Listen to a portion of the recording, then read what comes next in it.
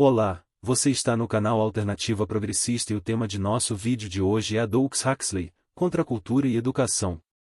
O movimento da contracultura questionava os valores instituídos na cultura ocidental. Os envolvidos no movimento costumavam se afastar dos padrões sociais vigentes ou negavam a se adaptar aos hábitos e costumes aceitos pela sociedade.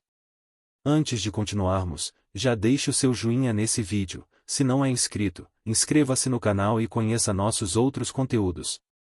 Segundo o historiador Martim César Feijó, abre aspas, a contracultura foi o nome que recebeu a rebelião de jovens na segunda metade da década de 60 do século XX, principalmente jovens universitários norte-americanos de classe média que se recusavam a cumprir serviço militar em função da Guerra do Vietnã.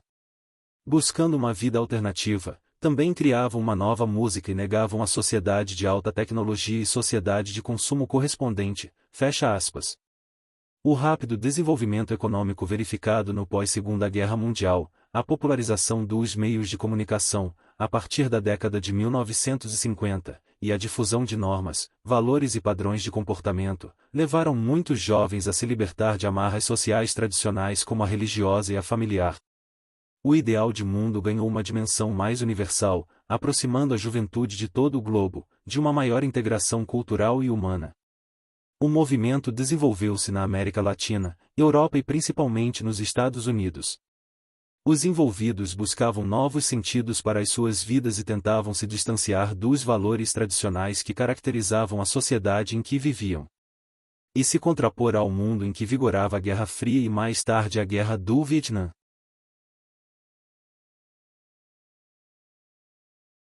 Os jovens que aderiam ao movimento caracterizavam-se por uma postura de não violência. Além disso, criticavam a sociedade capitalista industrial e os limites civis que esta sociedade impunha. Eles se posicionavam contra a sociedade de consumo e favoráveis à liberdade total do indivíduo sobre o seu corpo, suas ideias e suas convicções. Os adeptos dessa filosofia de vida acreditavam que deveriam lutar contra o capitalismo procurando formar os corações e mentes para o inconformismo quanto aos padrões até então estabelecidos e para a construção de uma nova era baseada em valores humanos, totalmente distanciado dos valores considerados conservadores, estabelecidos pela sociedade de mercado.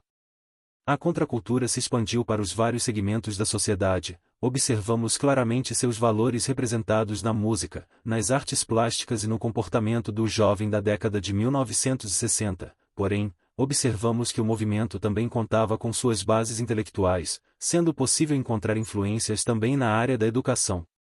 Seus pensadores contribuíram, de alguma forma, para difundir o ideal de uma transformação social e dos valores a partir da escola, desde que esta também transformasse suas estruturas, considerada por alguns como voltada para uma formação elitista. Um intelectual frequentemente associado ao movimento contracultural é o escritor inglês Aldous Leonard Huxley. Suas obras, As Portas da Percepção, publicada em 1954, e Céu e Inferno, publicada em 1956, o autor relata a sua percepção mística da realidade, depois de consumir mescalina. O autor apela para uma nova consciência, assente em misticismos e novas interpretações do mundo, bem ao estilo do universo de psicodelismo que se anunciava. No ano de 1959, Huxley escreveu O Retorno ao Admirável Mundo Novo. O livro reúne uma série de ensaios em que analisa as transformações sociais e materiais que ocorrerá no mundo desde a publicação de sua mais notável obra, O Admirável Mundo Novo. O que chama a atenção dos pedagogos ou leitores que são de alguma forma ligados à área de educação, é o capítulo 11 da obra, nomeado como Educação para a Liberdade, onde o autor critica a maneira com que as crianças, de seu tempo, eram educadas nas instituições escolares. Huxley aponta que o papel da educação na sociedade era o de padronizar e adequar o indivíduo à sociedade, pois a metodologia educacional existente em fins da década de 1950 não levava em conta as diversidades. O educando deveria se adequar ao que a escola oferecia, caso contrário, estaria em desacordo com o que se esperava dele em relação à sociedade. E segue apontando que se os indivíduos não são iguais, qual seria então a razão de termos que se adequar a padrões? Em nome de que ou em favor de quem esses padrões seriam estipulados? O autor defende que a sociedade é formada por um conjunto de indivíduos, cada um com suas características sociológicas e biológicas peculiares, seus saberes, formas de ver e interpretar o mundo também são diferentes, são indivíduos que vivem em cooperação, porque de certa maneira, veem alguma vantagem nisso, o que uniria as pessoas tão diferentes no mesmo corpo social então, é o que denominamos de cultura.